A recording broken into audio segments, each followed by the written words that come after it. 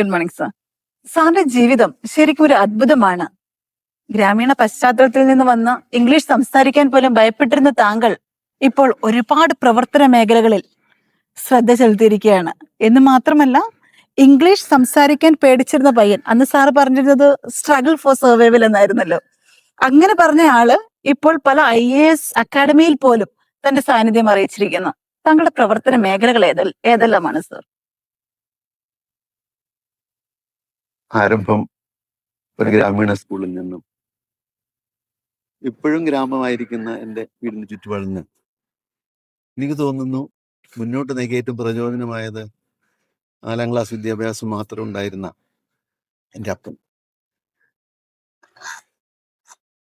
പഠിക്കാൻ ബുദ്ധിയില്ലാഞ്ഞിട്ടല്ല, അവസരമില്ലാത്തത് കൊണ്ട് സ്വയം തൊഴിൽ കണ്ടെത്തുവാൻ ജീവിതം ആരംഭിച്ച അദ്ദേഹം ഓരോ ദിവസങ്ങൾ പറയുമായിരുന്നു, പഠിക്കാവുന്നതിൻ്റെ ഏറ്റവും ഔന്നത്യത്തിൽ നിങ്ങൾ പഠിക്കണം. ഇത് വാസു ഉൾപ്രേരണയായിരുന്നുവെങ്കിലും നമ്മളുടെ കഴിവുകേടുകളോ നമ്മൾക്കുണ്ടായിരുന്ന ചില അപജയങ്ങളോ അല്ലെങ്കിൽ ചില ബോധ്യക്കുറവൊക്കെ പലപ്പോഴും മുന്നോട്ട് നീങ്ങണോ എന്നുള്ള സംശയമൊക്കെ ഉണ്ടായിരുന്നെങ്കിലും MGM ഹൈസ്കൂൾ എന്ന് പറയുന്ന വിദ്യാലയം ഞങ്ങളിലൊക്കെ എൻ്റെ ജീവിതത്തിൽ വ്യക്തി വെച്ച് പറഞ്ഞാൽ ഭയങ്കര മാറ്റമുണ്ടാക്കിയ ഒരു വിദ്യാലയമാണ്. മാഡം നേരത്തെ പറഞ്ഞ പോലെ 5ാം ക്ലാസ്സിൽ ഇംഗ്ലീഷ് മീഡിയത്തിൽ പഠിക്കണമെന്നുള്ള അപ്പൻ്റെ ഒരു വാശിയോ ഒക്കെ ആയിരിക്കാം. ആ ക്ലാസ്സിൽ കൊണ്ടിരുത്തുമ്പോൾ എന്നോട് ആദ്യം ചോദിച്ച പോലെ ഇംഗ്ലീഷ് എന്ത് എന്ന് അറിയാത്ത ഒരാൾ 5ാം ക്ലാസ്സിൽ ഇംഗ്ലീഷ് മീഡിയത്തിൽ പഠിക്കാനായി ഏർപ്പിക്കപ്പെടുമ്പോൾ തിരിഞ്ഞോടുക എന്നുള്ളൊരു ഉപാധി അല്ലാതെ മറ്റൊന്നുമുണ്ട് എന്നൊരു വിചാരം എനിക്കൊന്നുണ്ടായിരുന്നു. പക്ഷേ അക്കാലങ്ങളിൽ ഉണ്ടായിരുന്ന അധ്യാപകരുടെ സ്നേഹപൂർവമായ നിർബന്ധങ്ങളും പരിചരണങ്ങളും കുറവുകളെ കണ്ടെത്തി അതിനെ പരിപോഷിപ്പിക്കാനുള്ള അവരുടെ ഒരു വലിയ തീക്ഷ്ണതയൊക്കെ ഒരു വേള എൻ്റെ ജീവിതത്തിൽ എന്നെ ഒത്തിരി ഇൻഫ്ലുവൻസ് ചെയ്ത കാര്യം. അങ്ങനെ ആ സ്കൂളിൽ നിന്ന് ഞാൻ സ്കൂളിൻ്റെ പടി ഇറങ്ങുമ്പോൾ 1975 അവിടെ ചേർന്ന് അവിടെ നിന്ന് ഇറങ്ങുമ്പോൾ ആ ക്ലാസ്സിലെ 6ാമത്തെ റാങ്കുകാരനായിട്ടാണ് ഞാൻ SSLCക്ക് ഫസ്റ്റ് ക്ലാസ് വാങ്ങിച്ച സ്കൂളിൽ നിന്ന്. യോഗ്യത കൊണ്ടൊന്നുമല്ല, ഒരു വേള ഭയങ്കര തീക്ഷ്ണമായ പരിശീലനത്തിന് ഞങ്ങളെ സഹായിക്കുകയും നമുക്ക് വിജയിക്കണമെന്നുള്ള ഉൾപ്രേരണ തരാൻ പക്വതയുള്ള അധ്യാപകരുടെ സാന്നിധ്യവും ഒരു പ്രോത്സാഹനവും ഒരു വേള എൻ്റെ കരിക്കുലത്തിൽ, എൻ്റെ കരിയറിൽ എന്നൊരു അധ്യാപകനാകാൻ പ്രേരിപ്പിച്ചിട്ടുണ്ട് എന്ന് വിശ്വസിക്കുന്ന ആളാണ് ഞാൻ. അതുകൊണ്ട് തന്നെ ചങ്ങനാശ്ശേരി സെയിൻറ്റ് ബർത്തമീസ് കോളേജിൽ പ്രീ ഡിഗ്രിയും ഡിഗ്രിയും, അതിനുശേഷം എൻ്റെ ബ്രദർ നോർത്ത് ഇന്ത്യയിൽ പഠിച്ചതുകൊണ്ട് ഒരു വർഷം കളയണ്ട എന്ന് പറഞ്ഞ് അവിടേക്കുള്ള എൻ്റെ മൈഗ്രേഷൻ ഫോർ പോസ്റ്റ് ഗ്രാജുവേഷൻ, അവിടെ നിന്നൊക്കെ ലഭിച്ച ചില ഉൾക്കാഴ്ചകളൊക്കെ എൻ്റെ സുഹൃത്തുക്കളുമുണ്ട്. SB കോളേജിൽ പഠിക്കുന്ന സമയത്ത് കൂടെ ഉണ്ടായിരുന്ന കൂട്ടുകാരൊക്കെ നല്ല ഒത്തിരി സഹായവും നല്ല മിടുക്കനുമായി. അവരോട് ചേർന്ന് വാസ്തവം ഞാൻ പഠിച്ച പുസ്തകങ്ങളിൽ നിന്നല്ല, അതിന് പകരമായി സഹവാസത്തിൽ നിന്നുള്ള വിദ്യാഭ്യാസം എന്ന് വിളിക്കുന്നൊരു വിദ്യാഭ്യാസമുണ്ട്. അതെന്നെ അതിഭയങ്കരമായിട്ട് ഇൻഫ്ലുവൻസ് ചെയ്തിട്ടുണ്ട്. നല്ല ആളുകളുമായി ചേർന്ന്, മിടുക്കരെ ആളുകളുമായി ചേർന്ന് നിൽക്കുമ്പോൾ അവരുടെ അനേക ഗുണങ്ങളെ നമ്മൾ അറിയാതെ നമ്മളിലേക്ക് ഇൻബൈബ് ചെയ്യപ്പെടുന്നുണ്ട് എന്നുള്ള തിരിച്ചറിവ്. പോസ്റ്റ് ഗ്രാജുവേഷൻ കഴിഞ്ഞ് തന്നെ കാര്യവട്ടത്തേക്ക് അഥവാ കേരള യൂണിവേഴ്സിറ്റിയുടെ സുവോളജി ഡിപ്പാർട്ട്മെന്റിലേക്ക് വൈൽഡ് ലൈഫ് ബയോളജിയിൽ PhD ചെയ്യാനുള്ള ഒരു ഓപ്പർച്യൂണിറ്റിയിലേക്ക് നയിച്ചു. അത് ചെയ്തത് ഞാൻ ജനിച്ചു വളർന്ന എൻ്റെ നാടിനേക്കാൾ വളരെയധികം റിമോട്ടായിരിക്കുന്ന വയനാട് ജില്ലയിലെ വേഗൂർ എന്ന് പറയുന്ന ഗ്രാമത്തിലേക്കാണ് ഞാൻ ആദ്യമായി കടന്നത്. വൈൽഡ് ലൈഫ് താങ്കൾക്ക് താല്പര്യമുള്ള വിഷയമായിരുന്നു? തീർച്ചയായിട്ടും. കാരണം ചോദിച്ചു കഴിഞ്ഞാൽ എൻ്റെ സ്കൂൾ വിദ്യാഭ്യാസത്തിന് ശേഷം ഞാൻ പഠിച്ച സമയത്ത് നാഷണൽ സർവീസ് സ്കീം എന്ന് പറയുന്ന അതിമഹത്തായ ഭാരതത്തിലെ യുവജന സംഘടനയുടെ കണ്ണിയാകുവാൻ എനിക്ക് അവസരം ലഭിച്ചു. അത് തികച്ചും പാരിസ്ഥിതികമായ ചിന്താഗതികളും അതോടൊപ്പം തന്നെ മനുഷ്യന്റെ മാനവ സ്നേഹമാണ് ഏറ്റവും വലുത് എന്ന് പറയുന്ന, മനസ്സ് നന്നാവട്ടെ എന്ന് പറഞ്ഞ ആപ്തവാക്യത്തിലാണ് ഞങ്ങൾ മുന്നോട്ട് നീങ്ങിയത്. ഞാനല്ല, നീയാണ് വലുത് എന്ന് നാഷണൽ സർവീസ് സ്കീം എന്നെ 5 വർഷം എൻ്റെ കലാലയ ജീവിതത്തിൽ പഠിപ്പിച്ചതിനുപരിയായി കാര്യവട്ടം ക്യാമ്പസിൽ ആദ്യമായിട്ട് NSSന്റെ യൂണിറ്റ് ആരംഭിക്കാൻ കേരളത്തിൽ വിവിധ ഭാഗങ്ങളിൽ വന്ന കോളേജുകളിലെ ഒരുപറ്റം യുവാക്കളും യുവതികളും ഒരുമിച്ച് ചേർന്ന ക്യാമ്പസിൽ ഞങ്ങൾ യൂണിറ്റ് ആരംഭിക്കുകയും അവിടെ നിന്ന് വിദ്യാഭ്യാസത്തിന്റെ ഔന്നത്യത്തിനപ്പുറമായി സഹജീവികളുടെ ജീവനത്തിൽ ഇടപെടലാണ് നമ്മളുടെ ഏറ്റവും വലിയ മുഖ്യമായ കരുതലെന്ന് സമൂഹത്തോട് വിളിച്ചു പറയണമെന്നുള്ള ബോധ്യം ഞങ്ങൾക്കുണ്ടായി. ഓക്കെ. അതുകൊണ്ട് തന്നെ ഞങ്ങളിലുള്ള മിക്കവാറും എല്ലാവരും അവിടെ നിന്ന് പല കോളേജുകളിൽ പ്രിൻസിപ്പൽമാരായിട്ട്, വൈസ് ചാൻസലേഴ്സായിട്ട്, പ്രോ വൈസ് ചാൻസലേഴ്സായിട്ടൊക്കെ പോയപ്പോഴൊക്കെ ഞങ്ങളൊക്കെ ഒരുമിച്ച് കൂട്ടിയ കണ്ണി ഈ മാനവ സ്നേഹമാണ്. അതിന്റെ ഭാഗമായിട്ടാണ് ഞാൻ വയനാട്ടിൽ പോകുമ്പോഴും അവിടെ ഫോറസ്റ്റ് ഡിപ്പാർട്ട്മെന്റിലെ ആളുകളല്ലാതെ മറ്റ് ജീവികളെന്ന് അവർ പറയാത്ത ആദിവാസി ആളുകളുമായി ഇടപെടലായിരുന്നു എൻ്റെ ഏറ്റവും വലിയ മുഖ്യമായ ലക്ഷ്യം.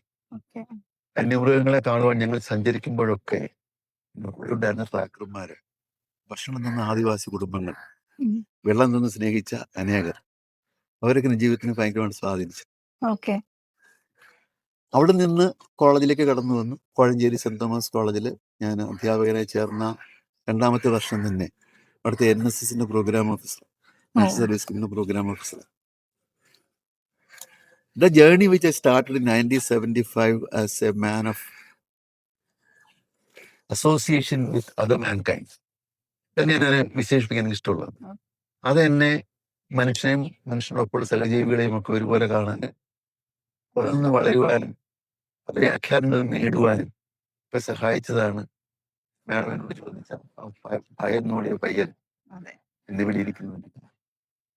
അപ്പോൾ അവിടെ നിന്നാണോ സാർ ഇപ്പോൾ പറഞ്ഞ സഹവാസി സ്നേഹം, അതുപോലെ ആനിമൽ റീഹാബിലിറ്റേഷൻ, അങ്ങനെ തന്നെയാണോ മനുഷ്യരിലേക്ക് ഇറങ്ങിച്ചെന്ന് ഈ വേൾഡ് ചാരിറ്റി മിഷൻ എന്നൊരു പ്രസ്ഥാനത്തിലേക്ക് അങ്ങേ നയിച്ച ഘടകം? തീർച്ചയായും. എങ്ങനെയാന്ന് ചോദിച്ചു കഴിഞ്ഞാൽ, നമ്മൾ നാഷണൽ സർവീസ് സ്കീം എന്ന് പറയുന്ന സംഘടനയിലൂടെ ഞങ്ങൾ നേടിയെടുത്ത ഒത്തിരി ഉൾക്കാഴ്ചകൾ, പ്രത്യേകിച്ച് തന്നെ ഏറെ വേദനിപ്പിച്ചതെന്നോ സന്തോഷിപ്പിച്ചതെന്നോ പറയാൻ പറ്റുന്ന ഒരു കാര്യമാണ് ഞങ്ങൾ കുഷ്ഠരോഗ ആശുപത്രി നൂറനാട് അവിടെ സന്ദർശിച്ചത്. എൻ്റെ വീടിനടുത്തുള്ള, തൊട്ടടുത്തല്ല, അല്പം നെടുമ്പുറം സ്ഥലത്തുള്ള ഒരു അമ്മച്ചി വീട്ടിൽ നിന്ന് അവർ ഇറക്കി വിട്ട കഥ മുതൽ പറഞ്ഞ് പറയണം. പക്ഷെ അംഗവൈകല്യം സംഭവിച്ചു പോയി. മീൻസ് കുഷ്ഠരോഗം അല്ല, കുഷ്ഠരോഗം വന്നു കഴിഞ്ഞ് കുഷ്ഠരോഗം മാറുമ്പോഴാണ് നോൺ സ്റ്റേജ് വരും. അപ്പോഴത്തേക്ക് നമ്മുടെ കൈയുടെ ഇതൊക്കെ പോയിരിക്കും, അവര് ക്യൂർഡായി. പക്ഷെ തിരിച്ച് സമൂഹത്തിലെ അവരെ കെട്ടിപ്പിടിച്ച് ഒൽപ്പം ചെലവഴിച്ച കുറെ സമയങ്ങളും അതൊക്കെ വാസ്തവത്തില് അവശത അനുഭവിക്കുന്ന, അല്ലെങ്കിൽ പിന്തള്ളപ്പെട്ടു, അവശത എന്നുള്ളതിന് ഉപരിയായി നെഗ്ലക്ട് എന്ന് പറയുന്ന ഒരു വർഗം നമ്മുടെ ഇടയിലുണ്ട്. അവരിലാണ് അവരോട് ചേർന്ന് നിന്നുള്ള ഒരു സസ്റ്റൈനബിൾ ലൈവ്ലിഹുഡ് നിലനിൽക്കുന്ന ഒരു ജീവിത ഉപാധിയോടെ ചേർത്ത് വെച്ച് ഒരു സന്തോഷം കൂടെ പകരാൻ കഴിയുന്നുണ്ടെങ്കിൽ നമ്മുടെ ജീവിതത്തിന്റെ ഒരു അർത്ഥമുണ്ടെന്നും we are putting some signature എന്നുള്ള ഫീലിംഗ് ഒക്കെ ഉണ്ടായതിന്റെ ഭാഗമായിട്ടാണ് ബഹുമാനപ്പെട്ട സാജിയും സാബുവും മത്തയച്ചനും ഒക്കെ ഞങ്ങൾ ഒരുമിച്ച് ചേർന്ന് ഇങ്ങനെ ആലോചിച്ചിട്ട് വേൾഡ് ചാരിറ്റി മിഷൻ എന്ന് പറഞ്ഞ സംഘടനയ്ക്ക് രൂപം കൊടുത്തു. എന്താണ് sir world charity mission? World charity mission എന്ന് വിളിക്കുന്ന ഒറ്റ വാക്കിൽ തന്നെ അതിനെ ഒന്ന് ഡിഫൈൻ ചെയ്യാനായിട്ട് പറ്റുന്നു. ലോകമാകമാനമുള്ള ആവശ്യമുള്ള ജനങ്ങൾക്ക് ഞങ്ങളെ കൊണ്ട് കഴിയുന്ന വിധത്തിലുള്ള സഹായം കൊടുക്കുക എന്നുള്ളതിലുപരിയായി അവരെ സഹജീവികളായി കൂടെ നിർത്തുക എന്നുള്ളതാണ് ഇതിന്റെ മുഖ്യമായ ലക്ഷ്യം. ഞങ്ങൾ ഇന്റഗ്രിറ്റി നഷ്ടപ്പെടാത്ത വിധത്തിൽ മറ്റുള്ളവർക്ക് വേണ്ടത് അവരോട് ചേർന്ന് നിന്ന് അവരിലേക്ക് എത്തിച്ചു കൊടുക്കുമ്പോൾ അവർക്കുണ്ടാകുന്ന നിലനിൽക്കുന്ന സന്തോഷത്തിൽ കൂടെ ഞങ്ങൾക്കും സന്തോഷിക്കാനുള്ള ഒരു ഓപ്പർച്യൂണിറ്റിയാണ് വേൾഡ് ചാരിറ്റി മിഷൻ 1918 മുതൽ ഞങ്ങൾ പ്രവർത്തനം ഞങ്ങൾക്ക് നൽകി. മഹാപ്രളയത്തിന്റെ തലേ ദിവസം വെണ്ണിക്കുളം എന്ന് പറഞ്ഞ സ്ഥലത്ത്, തിരുവല്ല വെണ്ണിക്കുളം അല്ല, എറണാകുളത്ത് വെണ്ണിക്കുളം എന്ന് പറയുന്ന സ്ഥലത്ത് അഡ്വക്കേറ്റ് ജോർജ് കുര്യന്റെ ഭവനത്തോട് അടുത്ത് നിൽക്കുന്ന ഒരു കെട്ടിടത്തില് ഞങ്ങൾ ഔദ്യോഗികമായി ഇത് ആരംഭിക്കുന്ന ദിവസം അതിഭയങ്കരമായ മഴയാണ്. അതിനടുത്ത ദിവസം ഞങ്ങൾ കണ്ടത് അടിമാലിയിലെ ഉരുൾപൊട്ടലാണ്. ജഗണേഴ്സ് എന്ന് വിളിക്കുന്ന ഞങ്ങളുടെ യുവജനങ്ങൾ പ്രായത്തിന് ചുറുചുറുക്ക് എന്നതിലുപരിയായി അതിജീവനം ആവശ്യമുള്ള, സഹജീവനം ആവശ്യമുള്ള വ്യക്തികളിലേക്ക് നമ്മളെ അറിയിക്കേണ്ടതിന്റെ ആവശ്യകത തിരിച്ചറിഞ്ഞ് 30ഓളം വരുന്ന ഞങ്ങളുടെ മക്കൾ എന്ന് ഞാൻ പറയും, അവർ ചെയ്ത സേവനത്തിൽ നിന്ന് ആരംഭിച്ച് ഏകദേശം 10, 30, 35 മെഡിക്കൽ ക്യാമ്പുകൾ കേരളത്തിന്റെ വിവിധ ഭാഗങ്ങളിൽ, അത് ഞങ്ങൾ ചെയ്തത് മരുന്നുൾപ്പെടെയുള്ള കാര്യങ്ങൾ ചെയ്തു കൊടുത്തും ആദിവാസി മേഖലകൾ വരുന്ന നേരുമംഗലം പ്രദേശങ്ങളിൽ ഭവനങ്ങളിലെത്തി അവർക്ക് മരുന്നുകൾ കൊടുത്തു. അവിടെ കൊണ്ട് അവസാനിക്കുന്നതല്ലായിരുന്നു ഞങ്ങളുടെ സേവനം. ഞങ്ങൾ അതിനുശേഷം അവരുടെ ക്ഷേമം, അവരെങ്ങനെ ഇരിക്കുന്നു എന്ന് പുനർവിചിന്തനം ചെയ്ത് വീണ്ടും അവരിലേക്ക് കടന്നു ചെന്ന് ഞാൻ പറഞ്ഞുകൊണ്ടാണ് അതെ, സസ്റ്റൈനബിൾ സസ്റ്റൈനബിലിറ്റി നിലനിൽക്കുന്നതായ നിലനിൽക്കണമല്ലോ. ഒരു സന്തോഷം അവർക്ക് കൊടുക്കുവാൻ മരുന്നിനപ്പുറമായി ഈ ഒരു നമ്മളൊരു സ്പർശത്തിന്റെ ഒരു തീർച്ചയായും. സ്വാതന്ത്ര്യത്തിന്റെ ഒരു കെട്ടിപ്പടുത്തലിന്റെ ഒരുമിച്ച് ചേർക്കുന്ന ഒരു അനുഭവത്തിന്റെ ഒക്കെ സുഖം അവരനുഭവിക്കുമ്പോൾ അവർ മുഖത്ത് കാണുന്ന പ്രകാശം ഞങ്ങളുടെ ഉള്ളിലേക്ക് ഉണ്ട് എന്നുള്ള ഒരു വലിയൊരു ചിന്ത. താങ്കളുടെ മുഖം കാണുമ്പോൾ തന്നെ അറിയാം ആ സന്തോഷം നിലനിൽക്കുന്നു. തികച്ചും ആ നിലനിൽക്കുന്ന സന്തോഷമാണ് വേൾഡ് ചാരിറ്റി മിഷന്റെ ആരംഭം മുതൽ ഇന്ന് വരെ ഞങ്ങൾ അനുഭവിക്കുന്ന വലിയ ഒരു ഗൂഢമായ സന്തോഷം. തീർച്ചയായും. അത് മറ്റുള്ളവർക്ക് മനസ്സിലാകുമോ തിരിച്ചറിയുമോ എന്ന് ചോദിച്ചാല് അത് അനുഭവത്തിൽ കൂടെ മാത്രമേ മനസ്സിലാകൂ. തീർച്ചയായും. വാക്കുകളോട് പറഞ്ഞറിയിക്കാൻ മേലാത്ത ഒത്തിരി സ്നേഹം ഞങ്ങൾ പങ്കുവച്ചിട്ടുണ്ട്.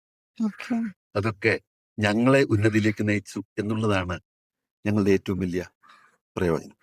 തീർച്ചയായും. ഞങ്ങൾക്ക് വിസ്ഡത്തിലേക്ക്, ജ്ഞാനത്തിൽ നിന്ന് വിജ്ഞാനത്തിലേക്ക് വളരുവാൻ, ഇതാണ് മനുഷ്യജീവിതത്തിന്റെ ആകെയുള്ള സ്പിരിറ്റ് എന്ന് തിരിച്ചറിയുക. ലഭിക്കുന്ന സൗഭാഗ്യങ്ങൾ പങ്കുവെക്കുമ്പോൾ ലഭിക്കുന്ന ഒരു മാനസികമായ സുഖം എന്ത് എന്ന് പ്രവൃത്തിയിലൂടെ തിരിച്ചറിയാൻ വേൾഡ് ചാരിറ്റി മിഷൻ ഞങ്ങളോട് ചേർന്ന് അനേകം ആളുകളെ സഹായിച്ചിട്ടുണ്ട്. തീർച്ചയായും. ഒരാളിന്റെ മുമ്പിൽ കൈ നീട്ടുമ്പോൾ അത് ഞങ്ങളുടെ പോക്കറ്റിലേക്കല്ല എന്നും ഇത് കൃത്യസ്ഥാനത്ത് എത്തുമെന്നുള്ള ഉറപ്പോടുകൂടി അനേകർ ഞങ്ങളോട് പങ്കുചേർന്നു. ഓക്കെ. അവരൊക്കെ ഇന്ന് സന്തോഷം അനുഭവിക്കുന്നുണ്ട് എന്ന് വിശ്വസിക്കുന്ന വർഗത്തിലാണ് ഞാൻ. പ്രവർത്തന മണ്ഡലങ്ങൾ എവിടെയൊക്കെയാണ് സാർ വേൾഡ് ചാരിറ്റി മിഷന്റെ? ഇപ്പൊ സാറ് പറഞ്ഞിരുന്നു ലേണേഴ്സിനെ കുറിച്ച് പറഞ്ഞു, അത് പ്രളയകാലത്ത് നമ്മൾ ഒരുപാട് സേവനം ചെയ്തിട്ടുണ്ടെന്ന് പറഞ്ഞു. വളരെ വളരെ സേവനം ചെയ്ത അത് അന്ന് എന്തൊക്കെയാണ് സാർ ചെയ്തിരുന്നത്? ഈ പ്രളയം വന്ന് മുങ്ങിപ്പോയ സ്ഥലങ്ങളിൽ റീഹാബിലിറ്റേഷൻ ഓക്കെ. എന്ന് പറഞ്ഞ ഏറ്റവും വലിയ ആവശ്യം അതായിരുന്നു. അതെ, തീർച്ചയായും. അതിന് ഒത്തിരി ലേണേഴ്സ് സഹായിച്ചു. ഓക്കെ. അത് കഴിഞ്ഞ് അവർക്ക് ഭക്ഷണപ്പൊതികൾ കൊടുക്കുന്നതിൽ, ഓക്കെ, അവർക്ക് മരുന്ന് കൊടുക്കുന്നതിൽ, അവർക്ക് വസ്ത്രം കൊടുക്കുന്നതിൽ തീർച്ചയായും ഒക്കെ എവിടെയൊക്കെയോ ഞങ്ങൾക്ക് സഹായിക്കും. ഞങ്ങളുടെ കുഞ്ഞ റിസോഴ്സസ് വെച്ച് more than money we were putting ourselves into their shoes. വാസ്തവത്തില് ഞങ്ങൾ ചെയ്ത് ഞങ്ങൾ അവരെ അവരുടെ ഷൂസിലേക്ക് ഞങ്ങൾ കടന്നില്ല. എന്താണ് അവർക്ക് വേണ്ടത് എന്ന് അനുഭവത്തിൽ തിരിച്ചറിഞ്ഞ് അതിലൂടെ സഹായിക്കാൻ സാധിച്ചു. അവരെ കൂട്ടി നിർത്തുവാനാണ് ഞങ്ങൾ സഹായിച്ചത്. വാസ്തവത്തില് ഹരിയാനയിൽ നിന്ന് അവിടുത്തെ ഒരു ഗ്രാമത്തിൽ ചെന്ന് വേൾഡ് ചാരിറ്റി മിഷന്റെ ഒരു യൂണിറ്റ് ഉദ്ഘാടനം ചെയ്യുമ്പോൾ അതിൽ പങ്കെടുക്കുമ്പോഴൊക്കെ കണ്ടത് ഭാരത ഗ്രാമങ്ങളിലേക്ക് വേൾഡ് ചാരിറ്റി മിഷൻ ഒരു പൊട്ടൻഷ്യൽ ഉണ്ട്, ഒരു സ്കോപ്പ് ഉണ്ട് എന്നായിരുന്നു. അതിന്റെ ഭാഗമായിട്ടാണ് ഞങ്ങൾ ജമ്മു ആൻഡ് കാശ്മീരിലെ കുണാല എന്ന് പറയുന്ന ഗ്രാമത്തിൽ ഒരു കുഞ്ഞു സ്കൂൾ ആരംഭിച്ചു.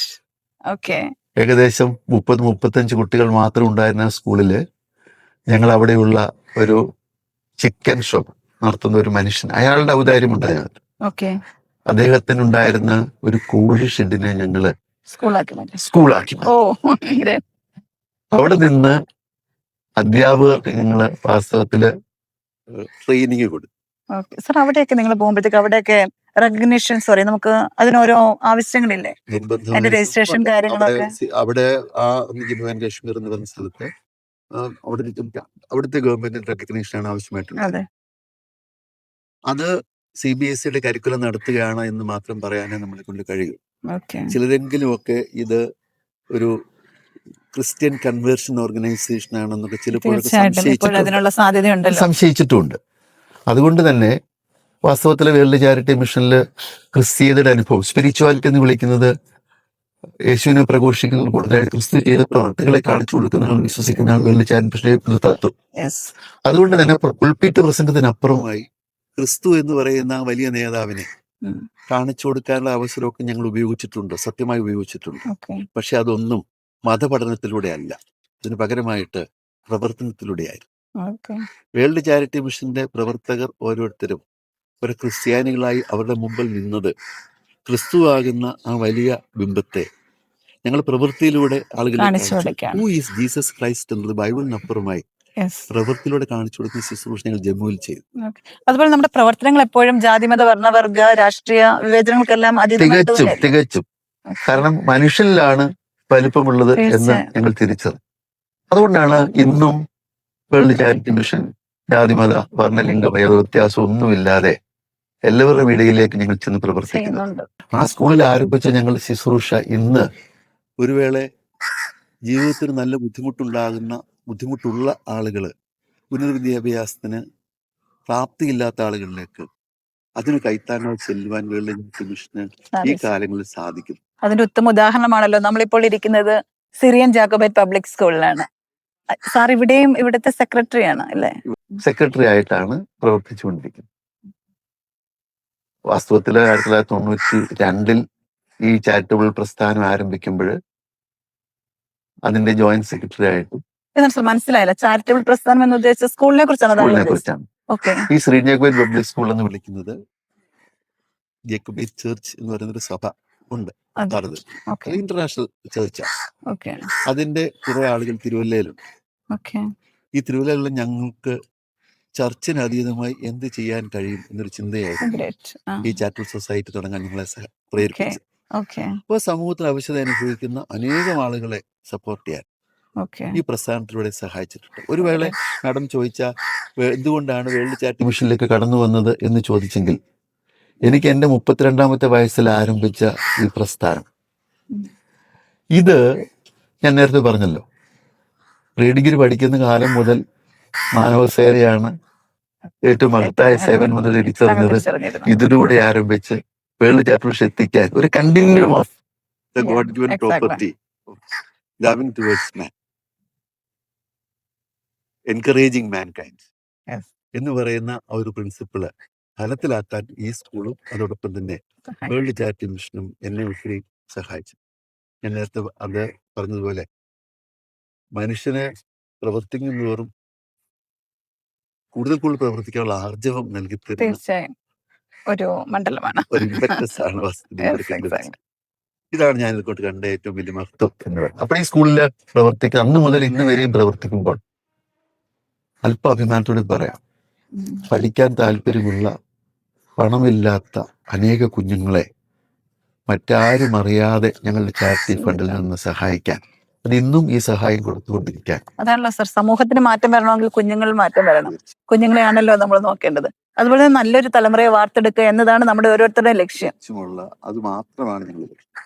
കാരണം ഇതിൽ നിന്ന് ഒരു രൂപ പോലും തിരികെ നമുക്ക് ലഭിക്കില്ല. തിരിച്ചറിവിലാണ് ഞങ്ങൾ ഇതിലേക്ക് ഞങ്ങളുടെ പണവും സമയവും ആഗ്രഹങ്ങളും ഇൻവെസ്റ്റ് ചെയ്യും. തീർച്ചയായും ആ ഇൻവെസ്റ്റ്മെന്റിന്റെ ഇമ്പാക്ട് ഈ വർഷങ്ങളിലല്ല, അടുത്ത തലമുറയിലാണ് എന്ന് അറിഞ്ഞുകൊണ്ട് തന്നെയാണ്. തീർച്ചയായും നിങ്ങളിപ്പോ നട്ടിരിക്കുന്ന വിത്തുകൾ അനേകായിരമായി വളർന്ന് പന്തലിച്ച് ഒരുപാട് വളർന്നുകൊണ്ടിരിക്കുന്നു എന്ന് തന്നെ സത്യമാണ്. ഞാൻ അതുകൊണ്ടാണ് പറഞ്ഞത് ഇമ്പാക്ടിങ് ഓൺ ദി നെക്സ്റ്റ് ജനറേഷൻ. ഇതാണ് എന്റെ ജീവിതത്തിന്റെ ഒരു പ്രിൻസിപ്പിൾ എന്ന് അല്പം അഹങ്കാരമല്ല ആത്മവിശ്വാസം പറയുന്നതിന് കാരണം. അതുകൊണ്ട് തന്നെ ഈ 66 വയസ്സാകുന്ന സമയത്തും കുഞ്ഞുങ്ങളോടൊത്ത് പ്രവർത്തിക്കാൻ, ബിൽഡിംഗ് ദ യങ് ജനറേഷൻ, അതെന്റെ ജീവിതത്തിന്റെ മിഷനാണ്. അതിനെ ഞാൻ സ്വീകരിച്ചു.